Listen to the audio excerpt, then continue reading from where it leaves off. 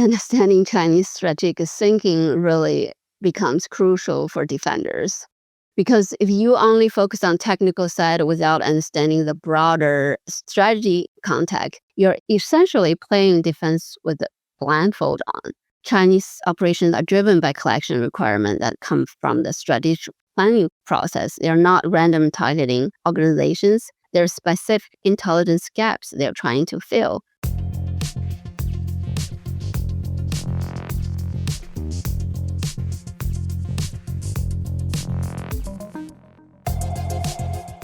Hello and welcome to another episode of Data Security Decoded. I'm your host, Caleb Tolin, and we are recording this right after Black Hat. If you attended as well, I hope you had a blast. It's a busy show, lots of great conversations, but I walked away, like many, with a head cold. So thanks for that if you attended.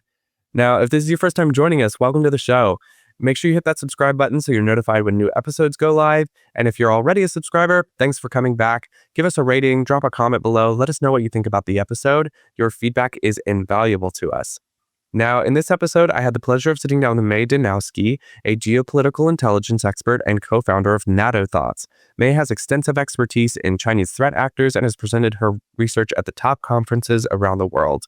Now, we had an insightful conversation about how cultural and geopolitical dynamics shape cyber threats, insights into China's cybersecurity strategy, and the importance of understanding the intersection of technology and international relations. Now, without further ado, let's dive in.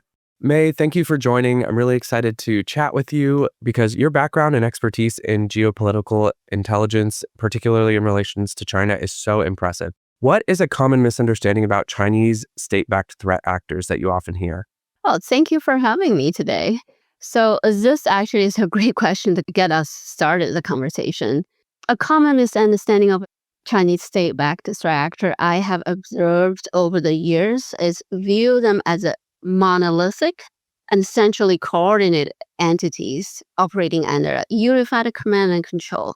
However, in realities, the Chinese cyber threat landscape is much more complex and fragmented. So many assume that Chinese cyber operations have a unified command structure. All Chinese cyber operations flow from a single source, like the PLA, the Chinese People's Liberation Army, or the Ministry of the State Security. In practice, multiple agencies, military units, and contract groups operate with various degree of autonomy and coordinations. Different units may have competing priorities or overlapping targets. So here I give you an example, a recent case of the threat group, Hafnium, also known as the Silk Typhoon. So the linked the Chinese hackers, Xu Zewei, which the DOJ already have an indictment about him. So she was arrested in Milan, Italy in early July. So Natto Thoughts actually have a detailed report about analysis about him and his career growth and relationship with Hafnium. So she works for the Shanghai Ministry State Security Bureau, which is a local branch of Chinese Ministry of State Security. It's through a front company, PAROC, which was established by the Shanghai Bureau. So the Shanghai State Security Bureau managed the PAROC operations directly from recruitment, tasking, and feedback loop. Structured reporting process is all managed by the state security. But in Xu's case, one task from the State Bureau was to target COVID-19 research. So the State Security Bureau gave him who to target to and what information they needed. And she would figure out, how to access that information. After each operations, she would report back to the Bureau the result. So as, to Chinese threat group Hafnium, other analysts, for example, the Dakota Carey from Sentinel-1 also have a great report about to identify actually other hackers and contract companies also have involved in the Hafnium operations. So it's not like a single company related to this one threat group or one single Ministry of State Security. Actually, it's from local branch. So this, when we understand this, we had to really know the Chinese cyber operations is much diverse and fragmented, than some of us assumed.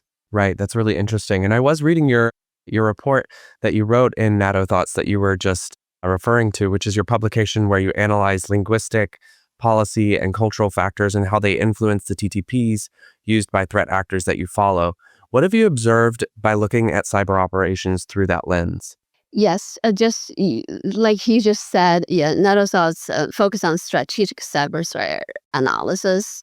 This lens, differential from operational or technical cyber threat analysis. It provides a context and can help us to identify the who, why, and when and where cyber threat activities, particularly through understanding threat motives, incentives, and the constraints. So that we can define us from adversary not just by patching the system or blocking the malicious IPs, also determining risk, al- allocating resources, and setting strategies. So, for example, over the years, we have observed that number of cyber-enabled economic espionage activities tied to China, which affect U.S. firms, other business globally, associated with various China's national strategic plans, such as 5-year plan, meeting China 2025, the Belt and Road initiatives. So these state-based cyber threat actors are often likely to work in line with this Chinese government to pursue these political goals. So another example, we have seen that many hacker for hire companies involved in the state-backed cyber operations, most of these companies register as private companies. So, however, in China, the concept of private company is different from understanding of private company in Western countries, particularly their relationship with the Chinese Communist Party. So, for example, all private companies have to register with the local government Communist Party committee in addition to register business registration. So any private company that have 3 or more party members are required to establish a primary party organizations in their companies. So officials from local government parties committee are obligated to recruit party members in any private companies. So for private companies, a good relationship with the local party communities can be beneficial for their business operations, such as obtain government loans and contacts. In Natto Thoughts analysis leak from the Chinese company iSoon, we found a lot of conversations between the iSoon executives talk about their struggles, how to entertain the local officials and please them to get government contracts. So this is all the examples, we can look into the strategic goals of Chinese government and also from, how they structure companies, understand the cultures to get a better understanding about the Chinese cyber operations. Right, right. You mentioned the 5-year plan, and that's definitely something I want to get to a little bit later in our conversation. But speaking of those operational characteristics within the global cyber threat landscape, how does China differentiate between other state-sponsored actors like those in Russia, North Korea, or Iran? So, when we try to understand the difference, I want to just emphasize, what, China's operational characteristics. So I often offer to understand them from at least 3 aspects, including strategic approach, target selections, and attribution complexity. So I think we just talk about their lot of target is follows their strategic plans. So how to say the bottom line of strategic goals for China for any Chinese backed state backed cyber operations is part of a broader geopolitical competition for information, economic advantage, and strategic influence. So in other words, China conducts cyber activities to support its national objectives. So like we just said, economic development, military modernization, global influence projections. Then we can think about how they do it. So China take a top-down and bottom approach in this perspectives. Top-down means their overall goals and the strategics made by the Chinese government, whereas bottom-up approach is utilize economic measures to get the business involved in the process. Second aspect, in terms of target selections, China has been heavily focused on intellectual property theft, economic espionage in the past. However, in the recent years, China has shown interest of targeting critical infrastructures for intelligence collections to prepare for destructive attacks. Some of the reports have been framed as this. So I believe your audience is pretty familiar with the strike group World Typhoon case. So it's exactly the example of this. So last aspect of Chinese operational characters is attribution complexity, because Chinese operations often involve multiple overlapping groups with various degrees of state control, as we just discussed it. So this provides the advantage of possible deniability. Also, this demonstrates the scale of Chinese cyber operations, which have evolved from state to local state security and public security apparatus, and real business and the front companies, universities, and the academic institutions. So now we can compare to Russia, North Korea state-sponsored operations. We have seen examples of Russia emphasize political influence, critical infrastructure disruptions, but not necessarily always economic espionage. In terms of North Korea, because of the tight political control in the country, North Korea's several operations support the political and national security priorities, have taken more centralized approach. In the old days, the analysts from the industry who focus on North Korea's reactors joked that every threat group from North Korea is Lazarus. So now many have identified some subgroups of Lazarus or new groups. However, most of the groups are primarily affiliated with the Reconnaissance General Bureau of North Korea.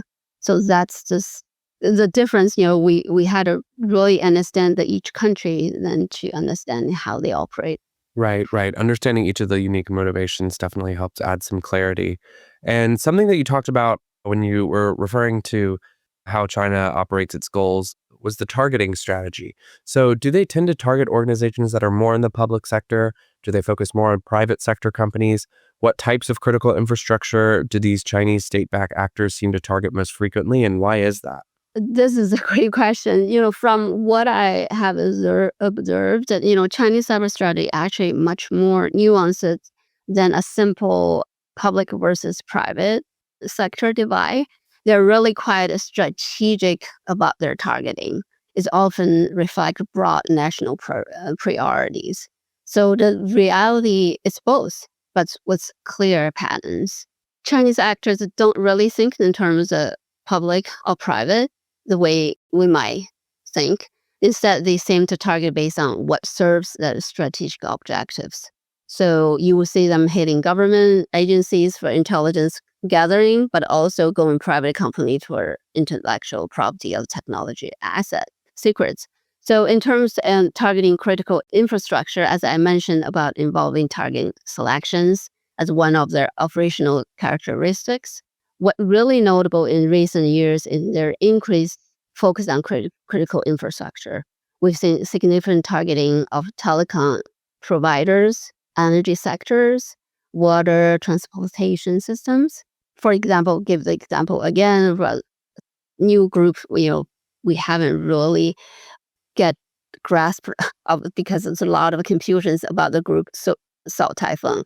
So South Typhoon targeting the telecom providers. This makes perfect sense from their perspective, because telco gives you access to so much communication data. Then the Bold Typhoon campaign also highlight this shift, like we just talked about it. So the infrastructure targeting is particularly interesting because it represents evolution. So early Chinese operations were heavily focused on intellectual property theft, going after manufacturer companies, tech firms, defense contractors. Now we see what look like operational preparations of the battlefield, as some analysts put it. So the bottom line is that Chinese cyber operations are remarkably aligned with their broad national objectives. Again, economic development, technological advancement, strategic positioning. So they're not just random hitting targets. There's a clear logic that spans both public and private sectors based on what advances China's interests. Right, right. And clearly the Chinese state-backed, hacking and threat apparatus is quite robust. And a big question that I'd like to get your take on is how can blue teams and defenders, particularly those that are operating within those critical infrastructure domains that you were talking about, energy, water, telecommunications, how can they address some of the current threats and data security risks from China? I know recently there was the Microsoft SharePoint tool shell exploitation. That's just one of many recent examples. So what can organizations do to defend themselves from these types of threats? This is where understanding Chinese strategic thinking really becomes crucial for defenders. Because if you only focus on technical side without understanding the broader strategy context, you're essentially playing defense with the blindfold on. I would like to emphasize, three approaches, to address the current threats and data security risk from China, if I can. So first, I think is understanding strategic patience and mission objectives. The first thing defender need to grasp is that Chinese reactors operate with what intelligence analysts call strategic patience. This isn't some script kiddies trying to make a few bucks. These are operations designed to support China's long-term national objectives. So when you are defending critical infrastructure, you need to think like strategic intelligence analysts and ask, what would China want from my organization that serve their broad goals? So is this disruption a capability for future conflicts, economic intelligence about energy market, understanding of our supply chains? So this strategic lens completely changes how you prioritize your defense. If you are water utility, for instance, understanding the Volt Typhoon's infrastructure targeting is likely about positioning for potential future disruptions, help you focus on operational technology security, not just IT systems. So second is the collection requirements framework. So here is something most defenders don't think about it. Chinese operations are driven by collection requirements that come from the strategic planning process. They are not random targeting organizations. They're specific intelligence gaps they're trying to fill.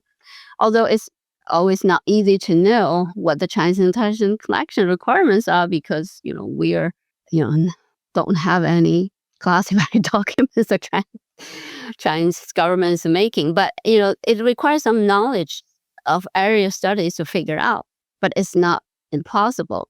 So for critical infrastructure defenders, this means understanding what intelligence values you represent.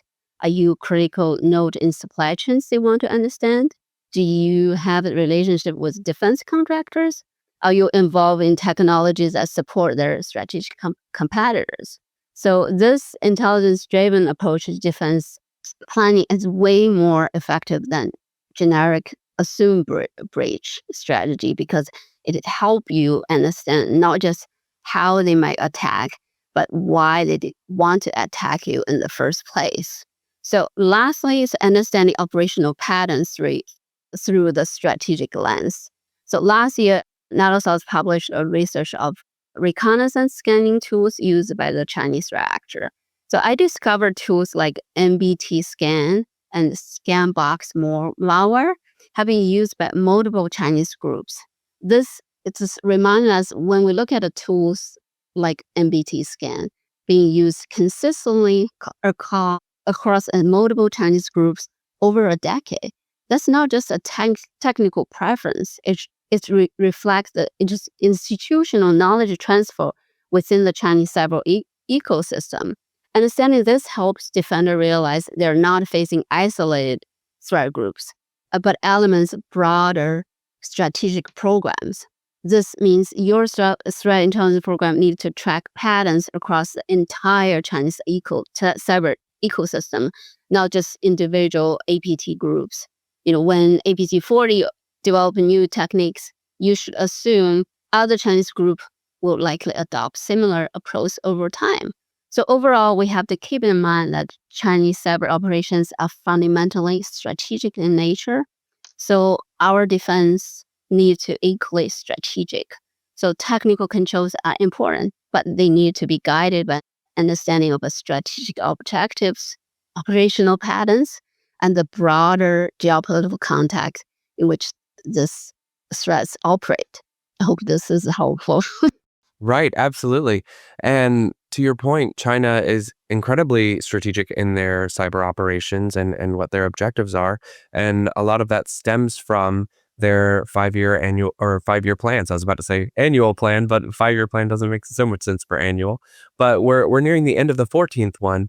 And they aim to prioritize things like technical self sufficiency, strengthening national security, exploring more partnerships within the EU, increasing defense spending. Many other things are included in that as well. But looking back over the past half decade, how successful have they been in executing their cyber plans? Has there been anything that surprised you? Yes, you're right. China's 14th five-year plan for national economic social development, the country's highest level economic blueprint, which runs from 2021 to 2025, will end soon. In fact, this particular 14th five-year plan mapped out China's overall development strategy. In terms of the cyberspace, the Chinese government actually have a separate 14th five-year plan for, they call 14th five-year plan for national informatization. So this is more cyber focused.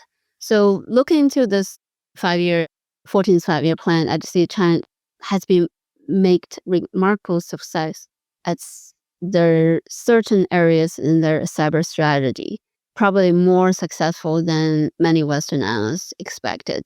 So two areas I'd like to mention here. One is the digital economic success story.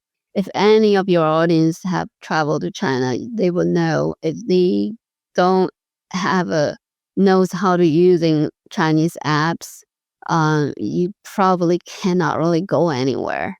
So you will see the big headline achievement, progress, what they call digital economic development. The plan set ambitions target digitalization across industries, and they largely hit those marks. We see massive adoption of digital technology in manufacturing, agriculture, and the services, all supported by cyber capabilities, then enable data collections and analysis. So this is just at the big scale, I haven't really expected is that fast. So another area is China's standardization and norm setting wins. So this area where we probably exceed its expectations is in international cyber governance. China has been incredibly active in pushing their visions of cyber sovereignty in international forums. They made significant progress in place like UN, the Shanghai Cooperation Organizations, and through bilateral agreements with countries in the global south. As to what has surprised me the most, I believe it's the military cyber fusion in cyberspace and how effective they are implementing military civil fusion in the cyber domain, like incorporate private sectors in the military development. So the traditional boundaries between the military cyber unit, intelligence services, and private sector cyber capability had essentially dissolved, which is incredibly effective at scaling their cyber capabilities while maintaining plausible deniability, right? They've made a lot of strategic progress on all of their cyber initiatives throughout their 15th 5-year plan or the 14th 5-year plan. But I know it's hard to kind of project what China could be planning for the next 5 years. But what do you think may be a part of China's 15th 5-year plan, if you had to guess? Yeah, this is a hard question since I'm not a member of a Chinese People's Congress. So, however, through some recent Chinese media reports and official speeches, particularly there's a recent talk from Chinese President Xi Jinping, and he gave over a symposium on China's economic social development in the 15th five-year plan period. So it literally, he kind of gave some guidance what they should include in their 15th five-year plan. So, from that, I kind of expected at least, from three key themes, if I can guess. So the first is the artificial intelligence integration. So this is going to be huge because I literally kind of, when we talk about a surprise, I kind of surprised, and that's another surprise for me, how AI developed in China. So then this is also is part of on China's innovation effort. So they put innovation on as a priority in their 14th five-year plan. So this going to be continue. So the already talking about intelligence manufacturing, smart governance, but I think we'll see cyber capability increasingly integrated with AI systems. Think AI powered network defense, automated threat hunting, probably AI enhanced offensive capabilities, cyber capabilities too, right? So second is a critical infrastructure resilience. So they understand that they have a lot of tensions, with the Western country, the U.S., all this. So giving this, I expect major focus on hardening their own critical infrastructure against the cyber attack. So they will probably include more requirement for domestic technologies in critical sectors and enhance their cyber defense capability. Lastly, so data as a strategic asset. So the new data security law, personal information protection law, was just a beginning. So it's not many years ago. I think just in the last, cannot remember exactly when the data security law published at this point, but I think we will see much more sophisticated approach to treating data as a strategic national resources. So including probably more restriction on data flows to other countries. So the bottom line is that China has largely delivered on their cyber objectives over the past 5 years, if I can say that. So, and they're positioning to be even more ambitious in the next 5 years. So for those of us tracking Chinese cyber capabilities, the 15th five-year plan is going to be crucial readings when it comes out. Right. Absolutely. Those are interesting projections. I will be eagerly sitting at the edge of my seat to see if those made it into the next 5-year plan. So, Mei, thank you for the discussion. This has been so fascinating. Where can our listeners find you and learn more about all the amazing work that you're doing? So on our platform is on Substack. So on Natto Thoughts is substack.com. So I also on LinkedIn, Blue Sky, X. So you can all find me. And I will welcome the feedback, from your audience as well. Wonderful, wonderful. Thank you, Mei. Again, this was a fantastic conversation. And until next time. Thank you.